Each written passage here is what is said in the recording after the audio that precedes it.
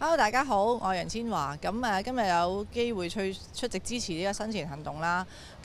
因為本身我自己對器官捐贈呢個 concept 呢，我覺得係好 positive 嘅，好正面嘅。可能即係以前可能做過呢個醫護工作，咁你就會好了解其實好多人係對生命好珍惜嘅。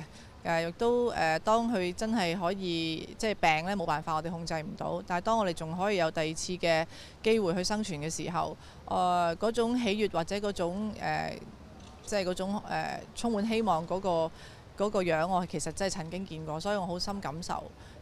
我亦都覺得都係一種生命延續嚟啦。其實可能有啲傳統家庭會覺得呢個 concept 係好似會唔會變成一種遺憾呢？但係當你可以再客觀啲諗嘅時候，其實你係延續緊個生命，亦都可能因為你救到一啲需要幫助嘅人，而令到嗰啲人可以繼續幫其他嘅人。咁我覺得呢種就係一種生命影響生命嘅方法嚟嘅。咁另一方面就係話問到呢個創意呢方面，我覺得你今日會支持嘅活動，我覺得一啲健康或者嘅正面信息其實係應該年輕普及化。你可以去呢個青少年嘅出發點去令到佢哋新世代有一個對於生命嘅重新嘅睇法。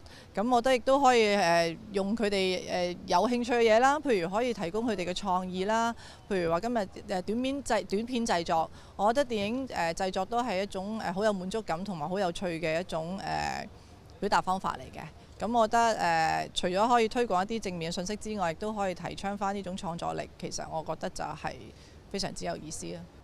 發揮你嘅創意，用影像感染更多嘅志願者，創造奇蹟，全賴有你。